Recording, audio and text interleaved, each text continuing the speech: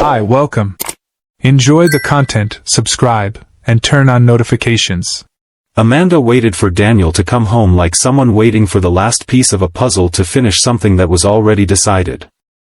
He opened the door with fatigue on his shoulders, his tie loosened, and his eyes searching for peace.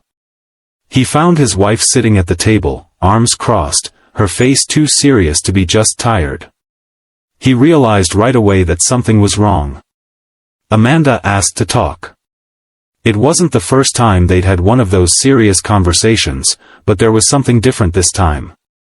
She got straight to the point. She said she wanted a divorce. She didn't ask for time, mention a crisis, or suggest therapy. She simply stated firmly that she wanted to separate. Daniel froze for a second. His heart raced, but his face remained calm, as if his body was delayed in understanding what he had just heard. A heavy silence settled between them. He pulled out a chair and sat down slowly. He looked at Amanda as if searching for a reason to still believe this was just a venting moment. She was firm, with the posture of someone who had thought everything through. It wasn't an emotional outburst. It was a plan. Not knowing what to say immediately, he took a deep breath. He told her he loved her. That if any part of her still remembered the life they built together, the sleepless nights with their young daughters, the trips to visit her parents, the late nights when he covered her with a blanket on the couch, that she should look at all that before moving forward. But Amanda seemed strange. Almost mechanical. She said the problem wasn't him, he had always been a good father, a good husband, a decent man. But something inside her had changed. And as unfair as it sounded, she needed to follow a new path. Daniel felt his throat tighten. Still, he managed to keep his voice steady. He said that, as painful as it was, he would respect her decision. That he wouldn't make a scene or start a legal battle. That everything would be done with dignity, especially for the sake of their daughters. Amanda seemed relieved to hear that. It was as if she expected resistance, and when she didn't find it, a small crack opened for guilt to creep in. She mentioned she had talked a lot with Chloe, her longtime friend, who also happened to be a divorce lawyer. That made Daniel frown.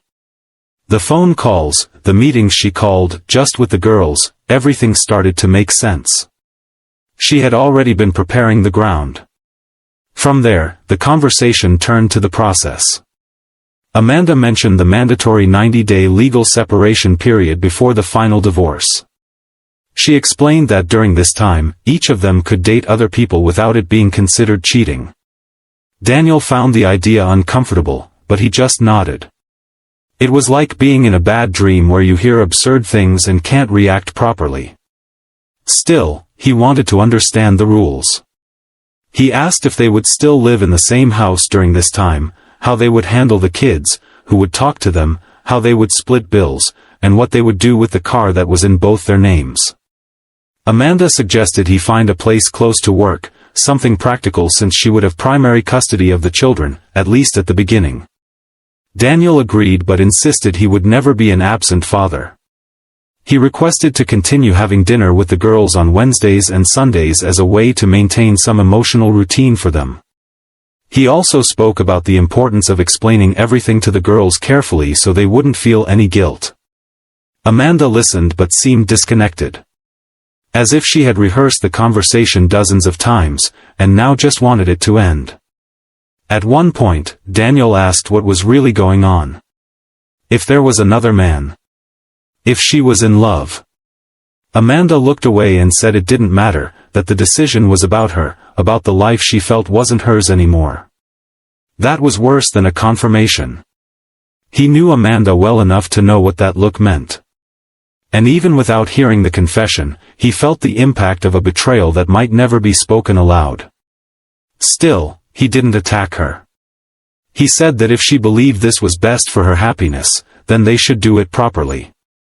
But she needed to understand that decisions like this came with a price.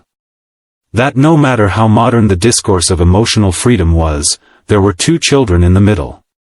Two girls who still believed their mom and dad were forever. Amanda fell silent. For the first time in the conversation, she seemed to hesitate. As if her conviction had given way to doubt.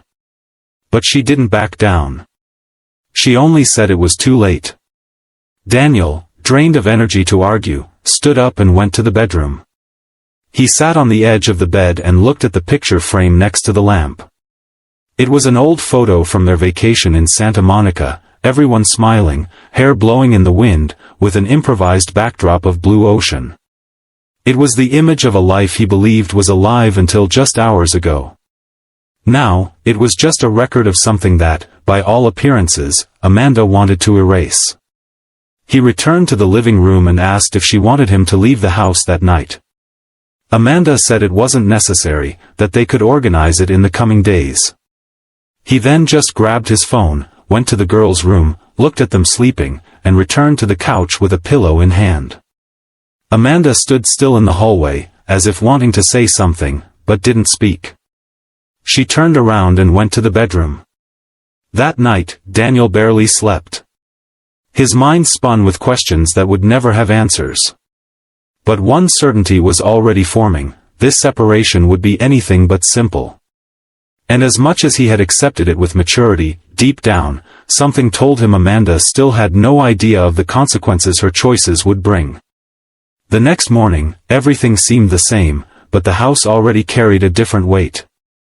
Daniel made coffee, cooked pancakes as he usually did on Sundays, and called the girls with his usual sweet voice. Amanda sat at the table as if the previous day had been just a nightmare. The girls talked about school, a group project, and laughed about an inside joke between them. That normalcy sounded cruel. Daniel responded, smiled, but inside everything was noise. He looked at Amanda trying to figure out where she was. Her body was there, but her mind seemed miles away. Each response from her came automatically, like someone following a script. When the girls went upstairs to get ready, he seized the moment. He asked if they could talk about the details of the separation. Amanda nodded. They sat on the couch.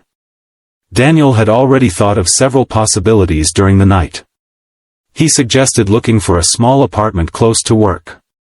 That way, he could save time on traffic and have more availability to see the girls. Amanda agreed, saying it seemed fair. He talked about weekly visits, proposing to keep Wednesdays and Sundays as sacred days to be with the daughters. She just agreed, without much enthusiasm. It was as if everything was part of a plan she had already accepted long before the conversation began. Daniel then touched on a delicate point: finances. He feared the divorce would turn into a money war. But Amanda was practical. She said she didn't want to take anything from him, just what was necessary to maintain the girls' stability. They discussed bills, credit cards, school expenses, health insurance, extracurricular activities. Each topic was a reminder that they were dividing the end of a story, not just a life. The conversation flowed almost politely, but Daniel's heart ached with every new decision they had to make. They discussed the car, which was in both their names. Amanda suggested it stay with her, since he would be working close to home and could walk or bike. Daniel agreed, though he knew that car carried more than utility. It was the first big purchase they made together. Amanda also mentioned the help she would have from Chloe, both legally and emotionally. He bit his tongue. He had a lot to say about this friend who suddenly appeared as the voice of reason, but he chose to hold back.